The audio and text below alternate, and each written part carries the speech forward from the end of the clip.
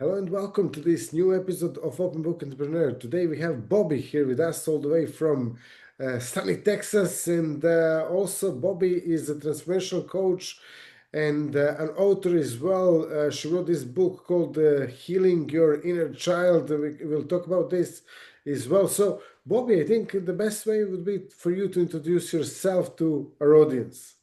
Yeah, as you've said, my name is Bobbie, and I'm a transformational coach. So, what does that mean, right? What that is if you are bumping up against something, whether it's an invisible barrier or you're just like, man, I can't seem to get over this hump.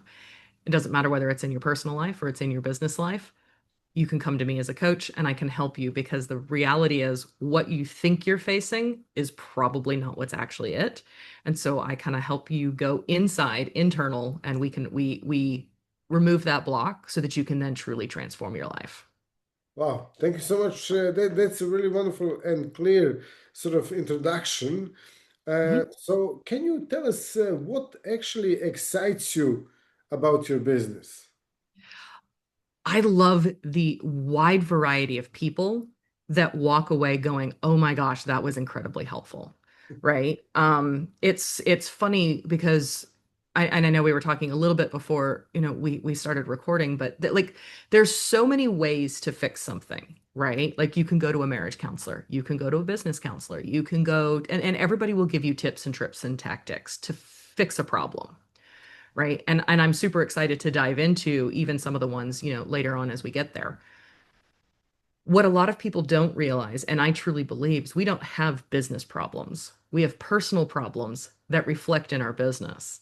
So if we can work on what's going on inside and kind of get ourselves there, Yeah, the rest of those problems, now the strategies and tips and tricks and techniques that you learn from everybody, they start working because you've removed whatever that one block is inside. And so to me, what really excites me is watching people have that aha moment. And then it's almost an instantaneous flip of the switch. And now they're off to the races. So what I do isn't therapy because we're not going to rehash things over and over and over again. We're going to work through whatever the initial issue is, whatever that problem is that's kind of got you stuck. And once you get past that, I mean, you go and you thrive and that's fantastic. And so that's what I truly enjoy most about what I do. yeah, great stuff. And then also, obviously, you've been involved in this for some time, for a number of years. And so what inspired you to write the book?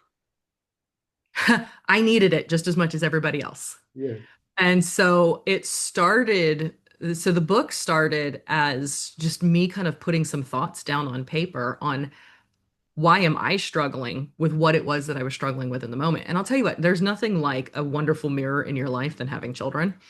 And I'm watching my children grow up and I'm like, oh, I might have done that to them, or I might have given them that. So, how was I going to fix it? Right? How was I going to take the responsibility as the adult and go, how do I fix this? So I started kind of working through my own life and saying, oh, wait a minute, but now here's this piece. Okay. And kind of it's just doing it's a lot of trial and error on what is it that works? How do I get past these issues? And so all of that turned into the book. great, great. Yeah, absolutely. And then obviously, so what are some of the best results your clients are getting when they're working with you? Well, a lot of it's going to depend on what they come in on, but I've seen people bust through, what is considered anxiety. So, they were just stopped and had unhelpful responses to just even normal everyday activities. And I worked with her and got her through that. I've worked with a client who had an unconscious money ceiling, right? Like they couldn't bust through this number that they had given. Like they could get close to it and then they would back away from it. Then they get close to it and then they'd back away from it. And we worked together to kind of figure out where that came from. And she's skyrocketed now through that. In fact, she's almost doubled and tripled through that number. So, Yeah, and what's really interesting is there will be another one. Like there will be another ceiling, and we may have to work through that, and that's okay. yeah. And that's just a different spot. I've worked with people that have struggled in their communication with a specific person, right? And I've helped them to improve that conversation, or to even prepare for that. I've helped people with their confidence. And so, being able to tap into confidence at a moment's notice. And whether that's, I don't like doing sales calls. And that's okay, right? Like we all have to do that if that's like, especially if that's part of your job. But if you need the confidence to get started, right? Even just to pick up the phone, and I've worked with somebody to help them create confidence almost instantaneously, literally at the tip of their fingers. And then, they can hop on the phone and they can do what they need. Yeah. And that's really important because I think a lot of people actually get stuck in these issues on a daily basis, either in their job or their business, and they're unable to break through. I remember originally in 2010, when I was doing like my first coaching certificates in London, I had this issue. I was doing some a completely different business at the time, but Mhm. what was the issue? I was like never sending these messages to my potential clients. Yeah. And Yeah. I had a really big block there. And then, sort of with some exercises and stuff, we worked on this and I removed this block. And I mean, I helped many people since then do the same. But the point is that this really, right now, when I think of that situation, like, oh, you should, like, I cannot send messages or something like that, it sounds almost stupid. Yeah. But it was really debilitating block. In the moment, it's Definitely. debilitating. And Yeah. it's fascinating because w we do this to ourselves all the time. Like there's something in us, and usually it's like there's two different parts of you, right? And I talk about this all the time. There's a part of you wants to send it, and a Uh-huh. part of you doesn't. Yeah. And they will literally be at war with each other, and they'll start clashing heads. And we use this language all the time in life. Oh, a part of me wants to go, and a part of me wants to stay. A part of me really wants to do this, and a part of me doesn't. So this is language that we're all used to. The reality is those parts actually exist. Mhm. And if you'd like one, I can share a very simple exercise that anybody can do, especially if they have two warring parts, right? If you've ever said, "Hey, there's a part of me that wants to do this, but a part of me that doesn't." Sure. Right? It's put one part in one hand, like put it in your hand. Say, this is, the part that wants to do something, and this is the part that doesn't.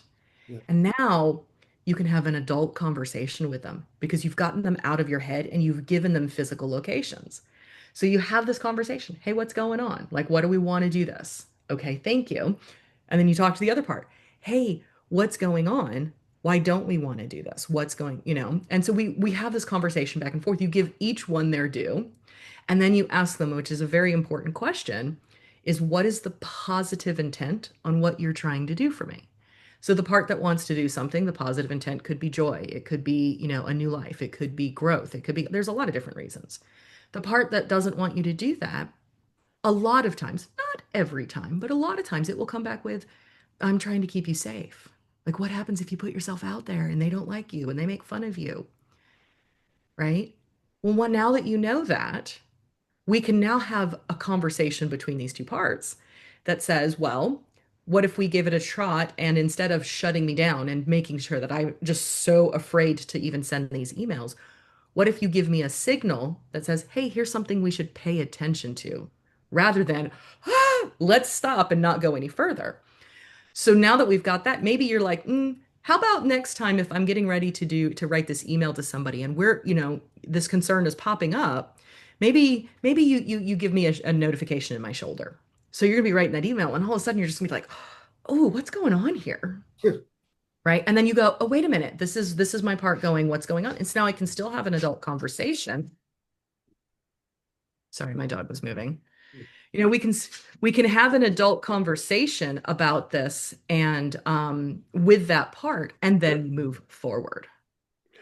So Totally. Yeah. Fantastic exercise and very quick. It can be done very quickly. And also, advice for anyone who actually is doing the exercise, if they're unable to, for some reason, if they're unable to visualize this, that's okay. Totally. You can just like to the parts, and it's You can talk to the parts. So whether the parts are, whether the parts are there and they're the ones that want to move you forward or they're the ones that want to stop you, it is okay, right? It's going to do what it's going to do, and you just have this conversation with them because a lot of times those parts that want to stop us, Mhm. they are younger.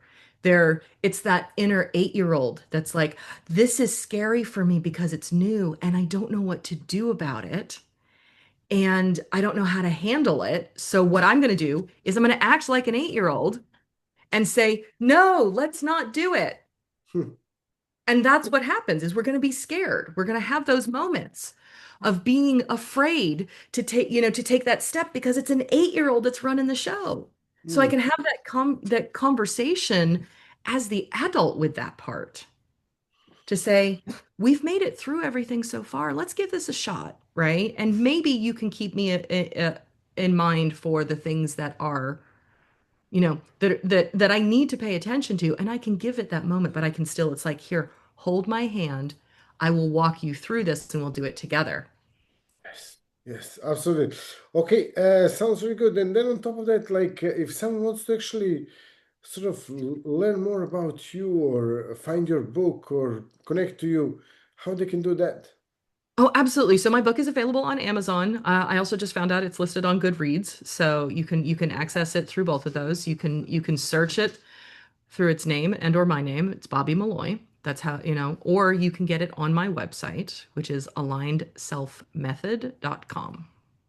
Okay, brilliant. Yeah, I can definitely share those links in the description of this episode. So anyone watching, listening to this episode can actually check out the description for those links.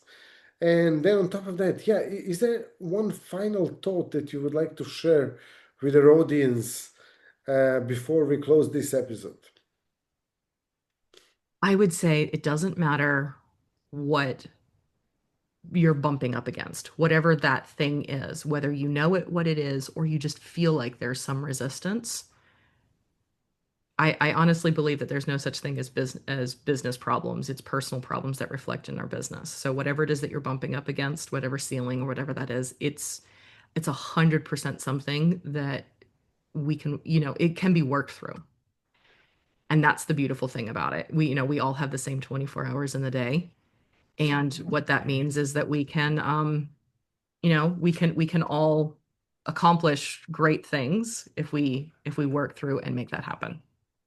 Yeah, absolutely. So when you actually, I really like this that you pointed out that people don't have business problems; it's all personal problems that are reflected in the business. So do you think it's more to do with something that happened in the past, or it's some anxiety, or it's different for different people? What's your sort of experience on that?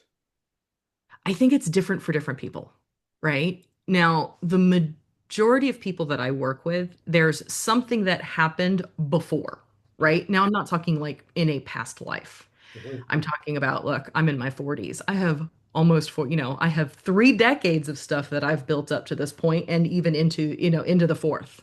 Yeah. So something could have happened when I was 30 that triggered and then like the 30-year-old me just was like, I don't know how to handle this, so this is how we're going to handle this, right? It could have happened in my 20s, it could have happened in my teens, and a lot.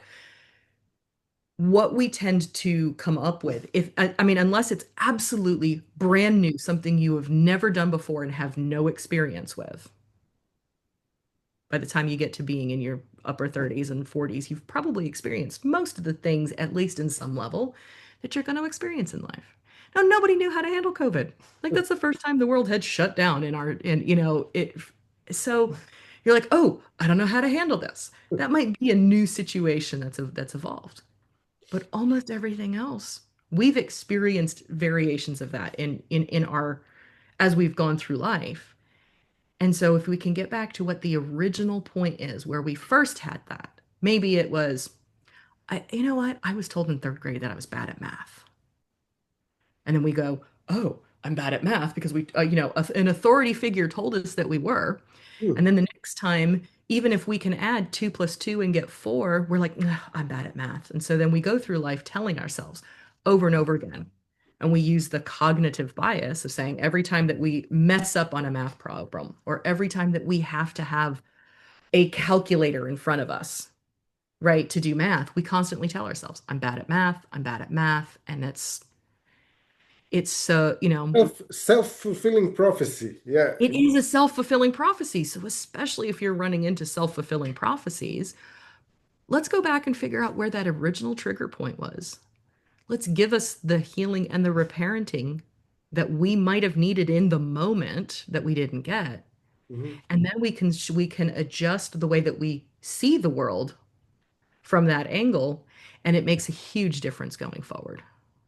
Totally. I love this. Yeah, I love this subject. I mean, I do some similar things with my clients, and I really believe that, those are fantastic things to remove, to overcome, and the Mhm. results are great. So, Bobbie, thank you so much for being a guest, for sharing your knowledge, for sharing your experiences, and also this exercise as well. Thank you all for watching and listening to this episode. If you liked it, drop us a like, subscribe, and on top of that, if you have any questions for Bobbie or me, you can drop them down you can write it down in the comments, and we'll be more than happy to answer them. So see you all in the next Absolutely. episode. Thank you for having me. Welcome. Bye bye.